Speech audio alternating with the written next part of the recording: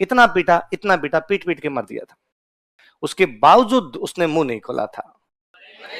Charles Cleveland अपनी diary में लिखता है, मैंने इतना बहादुर बच्चा मेरे जीवन में कभी नहीं देखा था। आपका दुश्मन आपकी तारीफ करके जाए।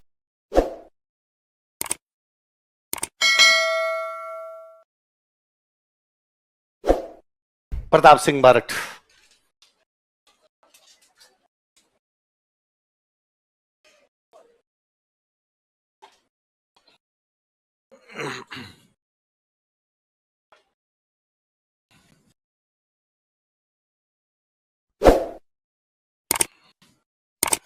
यह केसरी सिंह बारठ के पुत्र थे। ये वो सन ऑफ केसरी सिंह बारठ। यह दिल्ली षड्यंत्र मुकदमे से जुड़े हुए थे। He was involve in Delhi conspiracy case. वहां से फरार हो गए, ये भी नहीं पकड़े गए। कई दिन इधर उधर घूमे। बाद में लोग बनारस में इकट्ठे हुए। किधर इकट्ठे हुए? और इनकी सारे क्रांतिकारियों की प्लानिंग है कि यार दिल्ली वाला बम तो ढंग से लगा नहीं। दिल्ली वाला बम तो होर्डिंग को मारना था, लेकिन होर्डिंग तो मरा नहीं। कुछ बड़ा करते हैं, पूरे देश में क्रांति करते हैं, एक साथ क्रांति करते हैं। इस प्रकार के लोग प्लानिंग कर रहे थे। इनमें से कोई एक बंदा पकड़ लिया गया। एक बंदा पकड़ लिया तो उसने बाद धीरे धीरे सबके बारे में बता दिया कि ये वहां पर ये चल रहा है, वहां पर ये चल रहा है। तो लगभग सारे लोग गिरफ्तार हो गए थे। तो कौन से मुकदमे में गिरफ्तार हुए? बनारस षड्यंत्र मुकदमा। कौन सा?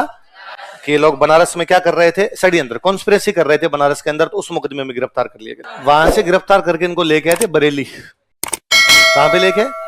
बरेली नाम सुना होगा, जहां झुमका गिरा था। नहीं गिरा?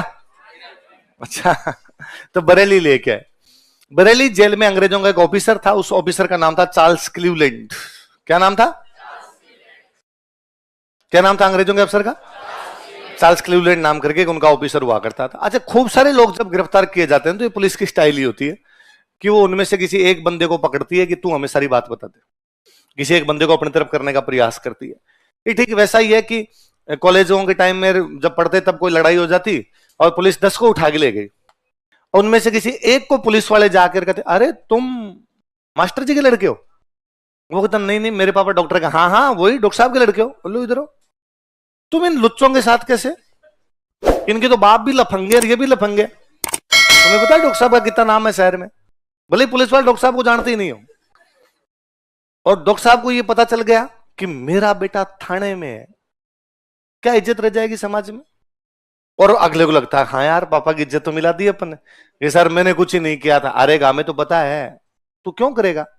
अच्छे परिवार के बच्चे कभी ऐसे काम करते नहीं थे। इन लुच्चों का काम है। हमारे तो ये नहीं समझ में है, तू इनके चक्कर में आया कैसे? छोड़ लो भाई, नाम काट दो, नाम इसका नाम काटो ना, डॉक्टर साहब के बेटे का नाम काट दो, चाय मंगवा लो इसके लिए। तो बंदा कूल हो जाता। बंदे को लगता है यार पुलिस वाले कितना सपोर्ट कर रहे हैं कि अब हमें तो बताइए, तू तो कुछ ही नहीं कर रहा, पर देख कानून को तो काम करना ही पड़ेगा।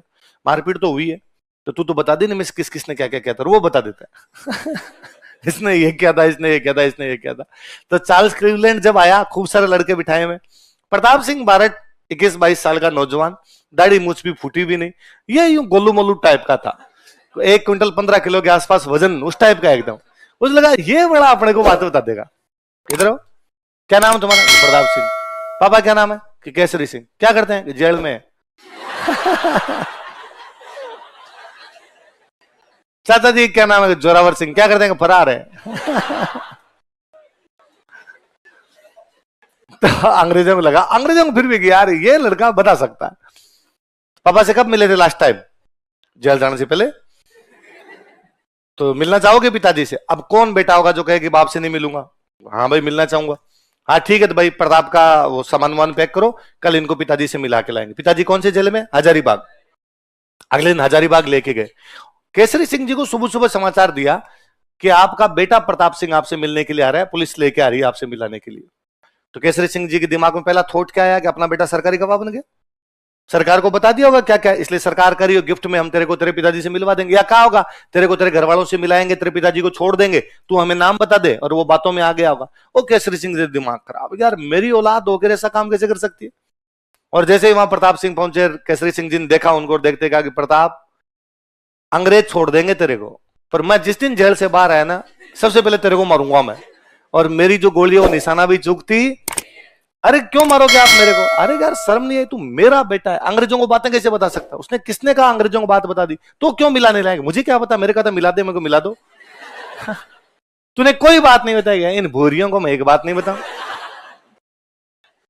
और दोनों बाप बेटे आराम से मिल लिए।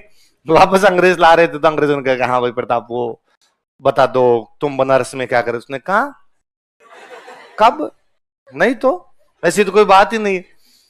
अंग्रेजों ने भाई क्रांतिकारियों खूब मारा, जितना पीटना था खूब पीटा, लेकिन इनमें से मुंह खोला इन्होंने नहीं। पता नहीं चार्ल्स क्लीवलैंड को क्यों लगता था कि ये लड़का बता सकता है। उसने एक दिन वापस बुलाया, वापस बुला के कहा प्रताप सिंह, केसरी सिंह जी के बेटे क्या जेल में होंगे पापा तो भी, चाचा जी भी फरार ही चल रहे होंगे, घर में कौन है तुम्हारे? कि मम्मी। तो मम्मी बीमार रहती है क्या? तो भारत में सबकी मम्मियां बीमार है, कोई मम्मी पूरी तरीके से स्वस्थ है, थोड़ी थोड़ी सबकी मम्मियां बीमार चल रही है ना। तो मम्मी बीमार है? तो हाँ। और उसने कहा सॉरी यार नहीं बताना चाहिए तेरे को, पर अब अंतिम समय है, सब भगवान के हाथ में है, करने वाला वो है। पर वो अब लास्ट टाइम में जब हॉस्पिटल के अंदर है तो बार बार करेंगे प्रताप से मिला दो, प्रताप से मिला दो। और हम भी यार इतने कठोर हृदय थोड़ी हैं कि कोई मरती हुई मां से उसके बेटे को ना मिलाए। और हमने केस की छानबीन भी कर ली, हमें पता चला कि तेरा इसके अंदर कोई भी कसूर है, तो हम छोड़ रहे हैं तेरे को। ले आओ भाई प्रताप का सामान वामान ले आओ, वो कागज रिलीज वाले कागज तैयार कर लो, इसको छोड़ना है आप जेल से और तुम जल्दी जाओ, हो सकता है तुम्हारे जाने से तुम्हारी मम्मी ठीक हो जाए। भगवान चमत्कार करता है, चमत्कार सब जगह होते हैं। हर बेटा यही चाहेगा ना कि मां से तो मिल ले। उसने भी यही कहा कि हाँ सर मम्मी से मिला दो। अरे अरे हाँ हम तो भेज रहे हैं तेरे को, वो छोड़ ही रहे हैं, ले आओ बच्चा, चाय चाय भी ले आओ, प्रताप के लिए चाय लिया। आराम से जुटे यूं कागज वागज करके तैयार किए। फिर कहा तेरे को तो छोड़ ही रहे हैं, तू तो ये तो बता दे यार जाता जाता कि इनमें से बाकी कौन कौन थे। प्रताप सिंह पहले पीछे बैठे थे, यूं आगे आए तो उसको लगा अब ये पूरा बताएगा, कई देर उसकी तरफ देखा, फिर कहा फ्लावर समझा गया। प्रताप सिंह अपनी मां के आंखों के आंसू पहुंचने के लिए बाकी देशवासियों की माताओं की आंखों में आंसू, इतना पीटा पीट पीट के मर दिया था। उसमें 1 क्विंटल से अधिक वजन था, लास्ट में शायद 32 किलो वजन रह गया था उसमें। बिजली के करंट लगाए थे उसके बावजूद उसने मुंह नहीं खोला था। वो हमारा महानतम क्रांतिकारी कौन है? कौन सी जेल में? चार्ल्स क्लीवलैंड अपनी डायरी में लिखता है मैंने इतना बहादुर बच्चा मेरे जीवन में कभी नहीं देखा था। आपका दुश्मन आपकी तारीफ करके जाए उससे बड़ी तारीफ आपकी कुछ ही नहीं है। बीच में ना जब प्रताप सिंह कई दिनों तक फरार चले थे, पकड़े नहीं गए थे, तो ऐसी सूचनाएं थी कि प्रताप सिंह बीकानेर जा सकते हैं। कहां जा सकते हैं? बीकानेर। अंग्रेजों की राजाओं के साथ में संधियां थी, अंग्रेजों राजा का कि भाई बीकानेर आ सकते हैं, ध्यान रखना। तो बीकानेर सरकार ने एक ऑर्डर जारी कर दिया कि प्रताप सिंह के बीकानेर आने पर क्या लगाया जाता है? प्रतिबंध। भारत के एक बहुत महानतम क्रांतिकारी हुए रास बिहारी बोस। कौन हुए थे? बहुत बड़े क्रांतिकारी।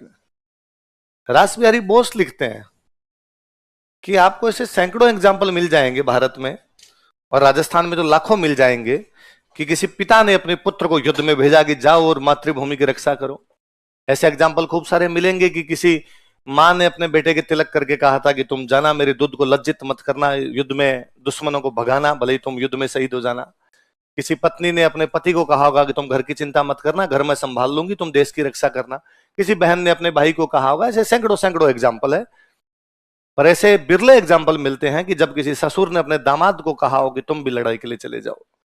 बेटी का घर बर्बाद करने के लिए सीना 56 इंच का नहीं 112 का चाहिए, और वो यदि किसी के पास था तो किसके पास था? केसरी सिंह बारट। तो रास बिहारी बोस ने केसरी सिंह बारट के परिवार की प्रशंसा की थी।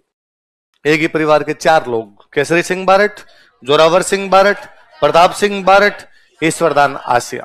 केसरी सिंह जी को जेल हुई, प्रताप सिंह जेल में शहीद हो गए, जोरावर सिंह ईश्वरदान आसिया गिरफ्तारी नहीं होती। ईश्वरदान जी भी कई दिन तक गिरफ्तार नहीं हुए, बाद में हालांकि मुकदमा हट गया था, आगे को ज्यादा चीजें मिलती नहीं अपने उनके खिलाफ, पर ये भी उस मुकदमे में थे। कम से कम दिल्ली वाले उस कांड के अंदर तो ये भी शामिल थे। देश में ऐसा भी कोई एग्जाम्पल नहीं है कि पूरा का पूरा परिवार क्रांतिकारी गतिविधियों में उतर गया हो।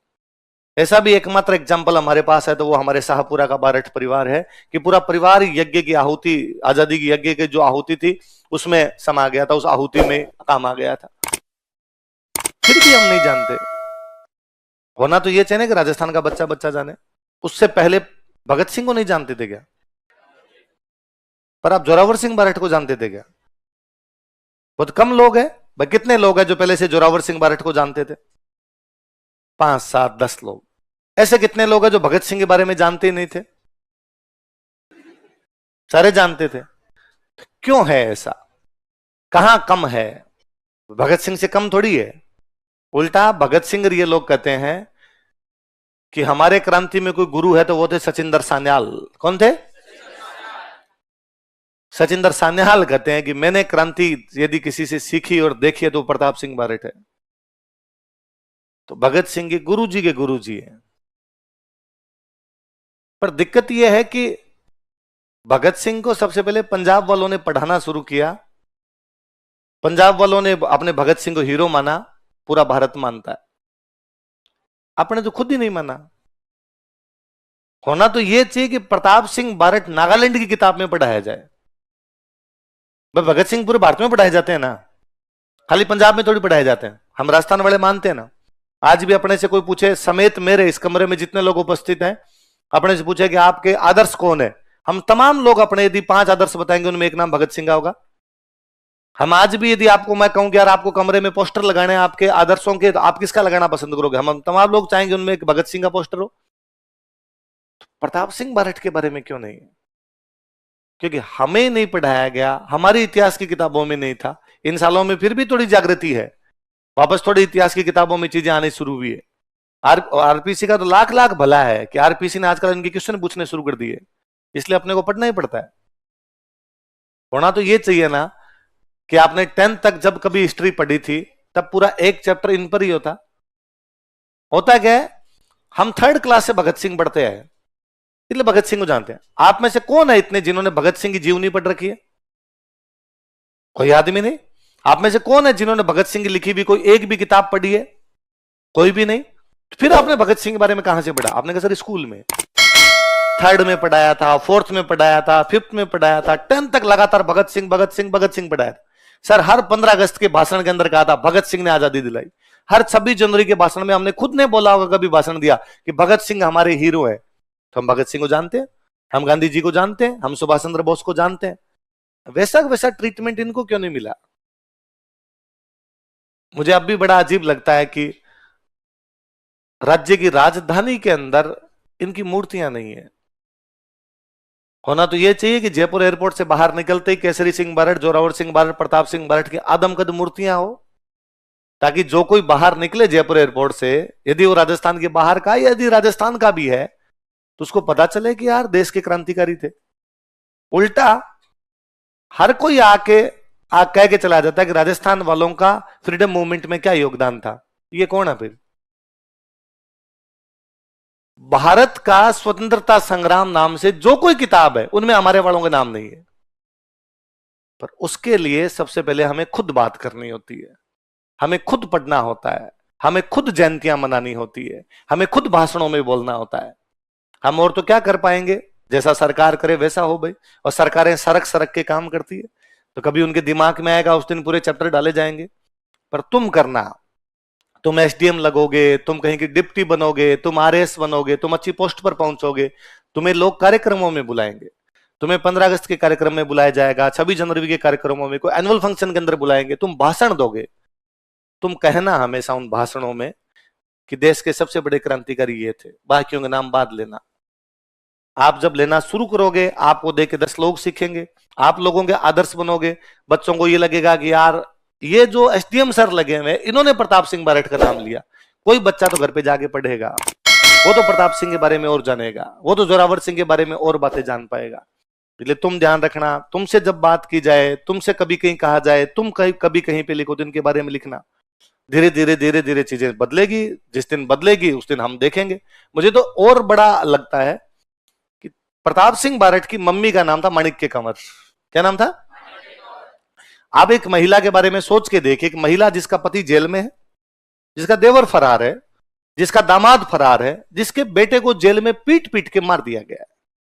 वो कितनी कठोर हृदय रही होगी, क्या पाषाण हृदय महिला रही होगी। उसके बावजूद उसका स्टेटमेंट है कि प्रताप सिंह जब घर से निकले थे ना, तब अपनी मम्मी को बिना बताए चले गए थे। वो किसी एक सेठ के पास गए, सेठ को जाके कहा कि मेरे को रुपए उधार चाहिए। तो सेठ ने पूछा भाई क्यों चाहिए? तो कहा मेरी शादी है। तुम कह रहा हमें तो कार्ड ही नहीं दिया शादी का, कि वो पापा तो गिरफ्तार है इसलिए ज्यादा किसी को बताया नहीं, वरना तो क्या पता अंग्रेज घर पे आ जाए, कोई ब्याह भी नहीं होने दे, इसलिए गुपचुप तरीके से हम तो ये कर रहे हैं। सेठ उनके पिताजी के बहुत अच्छे दोस्त थे, उन्होंने रुपए दे दिए। पर सेठ 2-3 दिन वो रुपए लेके चले गए। 2-3 दिन बाद सेठ उनके घर पे उनकी मम्मी को उलाहना देने के लिए कि घर में ऐसी कोई बात थी तो मुझे तो बताते, रुपए की क्या आवश्यकता थी, और भी रुपए चेत ले लो। तो उनकी मां ने कहा रुपए किस लिए, हरे के प्रताप की शादी थी, नहीं बुलाओ कोई बात नहीं है, पर सुख दुख में कोई बात तो बताओ, मैं आपके परिवार का हमेशा सहयोगी रहूं। कब प्रताप की शादी, नहीं तो अरे वो मेरे से 2 दिन पहले रुपए लेके गया। तो उनकी मां का स्टेटमेंट है कि प्रताप तेरी मां इतनी कमजोर थोड़ी थी, यदि तू बता देता कि अंग्रेजों से लड़ने जा रहा हूं तो कौन सा मैं जाने नहीं देती, तो तुम झूठ बोल के चला गया, मेरे को बिना बताए चला गया, या तू मुझे बता के नहीं गया कि ऐसा कुछ काम करना है। कालांतर में जब अंग्रेज उनके घर को नीलाम करने के लिए आए थे, कि अंग्रेजों ने कहा था क्रांतिकारियों के जो भी घर होते थे ना उनको बाद में वो जब्त कर लिया करते। अभी भी आप सुनते हो ना कि सरकार ने बुलडोजर चला दिए अपराधियों के घरों पर, तो ये पहले से इस अंग्रेजों के टाइम में भी ऐसा होता था। तो अंग्रेज जब आए तो अंग्रेजों में थे कौन, थे तो इंडियन ही सारे के सारे। जो पुलिस ऑफिसर था वो इंडियन था। उसने आके उनकी मदर को कहा, माणिक्य कंवर को कहा कि देखो सरकार का ऑर्डर है, घर तो खाली करना पड़ेगा, इसमें सरकार कब्जा करेगी, मैं आपके प्रति थोड़ी सिंपैथी रखता हूं, बुरा समय शुरू होगा, आपके पति घर पे नहीं है, आपका देवर घर पे नहीं है, आपका बेटा घर पे नहीं है, आपका दामाद घर पे नहीं है, रिश्तेदार आपको रखेंगे नहीं, क्योंकि जो रिश्तेदार आपको अपने घर पे रखेगा पुलिस उसको गिरफ्तार कर लेगी। इसलिए सोना चांदी गहना गांठा यदि इधर उधर रखा हुआ है तो बांध लो, रुपए टक्के पैसे हैं जो भी बांध लो, मैं आपको समय देता हूं, रुपए लेके निकल लो अपने यहां से। उनके मदर का स्टेटमेंट है कि नहीं, धन सोना चांदी नहीं चाहिए। मेरे ससुर जी ने, मतलब केसरी सिंह